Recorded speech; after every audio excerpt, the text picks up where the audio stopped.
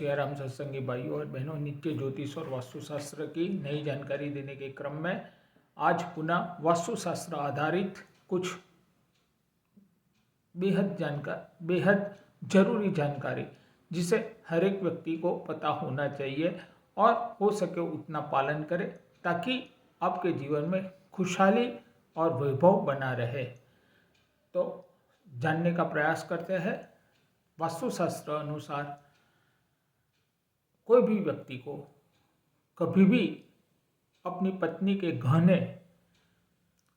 अन्य कोई स्त्री को उपहार के तौर पर अथवा अपने अन्य किसी रिश्तेदार को पहनने के लिए कभी भी नहीं देना चाहिए, क्योंकि अगर घर की महिला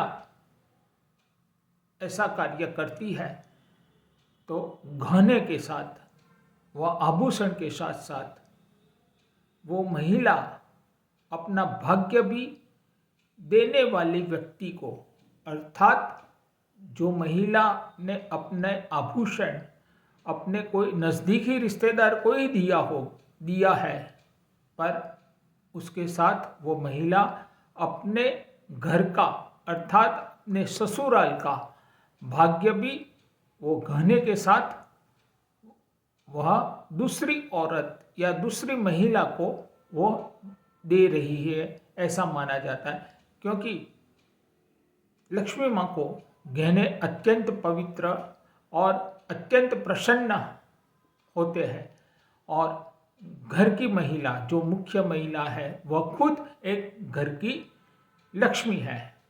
और यदि वही महिला या वही स्त्री ऐसा कार्य करती है तो निसंदेह उस घर से लक्ष्मी माँ रूठ जाती है। संध्या समय होने के उपरांत कभी भी सफ़ेद चीज वस्तु जैसे कि नमक है, दूध है, दही है, चावल है, उसका कभी भी दान नहीं करना चाहिए। भले ही आपके आस-पास में रहने वाला कोई भी व्यक्ति कभी कभार सही अगर वस्तु यह ऐसी सफ़ेद वस्तु मांगने आ जाता है तो कृपया करके इन्हें मना कर सकते हो आप।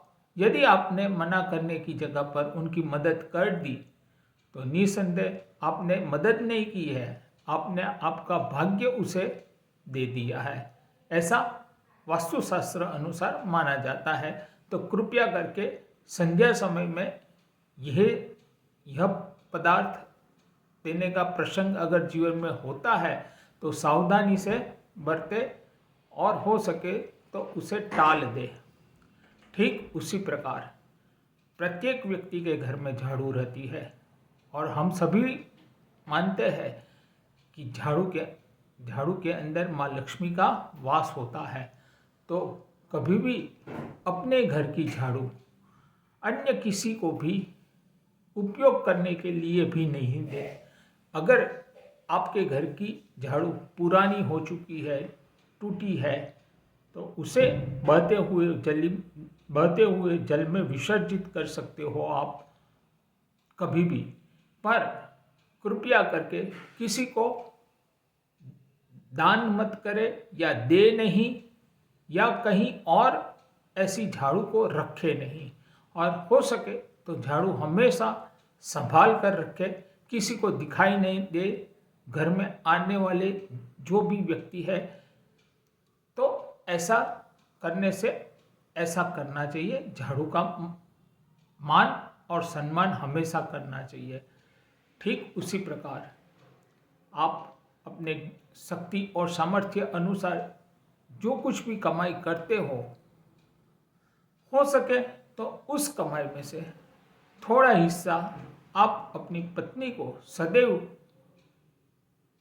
देते रहे, और जब भी आपको आवश्यकता हो तो आप अपनी पत्नी के पास से वही धन या वही पैसा आप ले सकते हो। ऐसा करने से माँ लक्ष्मी अत्यंत प्रसन्न रहती है। और साथ ही साथ यहाँ पर एक बात और मैं कहना चाहूँगा कि आपने जो पैसा अपनी पत्नी को दिया है, अर्थात घर की लक्ष्मी को दिया हुआ है, वह पैसा कभी भी किसी भी व्यक्ति को आपको कर्जे के रूप में नहीं देना चाहिए। वह पैसा आप खुद इस्तेमाल कर सकते हो या उपयोग कर सकते हो, पर किसी अन्य आपके रिश्तेदार या मित्र ने कर्ज के तौर पे मांगे हैं, आपकी बीवी के पास है, आपने सोचा मैं ले लूँगा, दे दूँगा उस मेरे मित्र को, तो वह बात उसका अनर्थ होता है। और उसके साथ अब यदि आपने दे दिया वह पैसा, तो वह पैसे के साथ साथ आपका भाग्य भी उसी के पास चला जाता है। और एक अंतिम कड़ी में बताने का प्रयास करूँ। प्रत्येक व्यक्ति के घर में चकला होता है, बेलन होता है और तवा होता है, जिस पर हम रोटी पकाते हैं और जिससे हम रोटी बनाने में हमें सुविधा होती है। हो सके तो यह तीनों चीज़ें कभी भी किसी को दान के रूप में भी नहीं देनी चाहिए। अगर टूटी फूटी हुई है तो उसे योग्य स्थान पर आपको रख देना है, पर भूलकर भी किसी को भी उपयोग करने के लिए आपको नहीं देना है। चाहे फिर वो घर की काम वाली बाई हो या अन्य किसी को भी। ध्यान रखने वाली बात सिर्फ इतनी है, यदि आपने चकला, बेलन या तवा आपके घर का जिस किसी को भी दिया, इतना समझ के चलिए आपने आपका भाग्य दिया है उसको। और हो सके तो यह तीनों चीज़ टूटी फूटी नहीं उपयोग में लेनी चाहिए। सही और प्रॉपर साइज और प्रॉपर आकार की ही होनी चाहिए। टूटी फूटी कहने का तात्पर्य सिर्फ इतना ही है कि टूटी फूटी नहीं होनी चाहिए।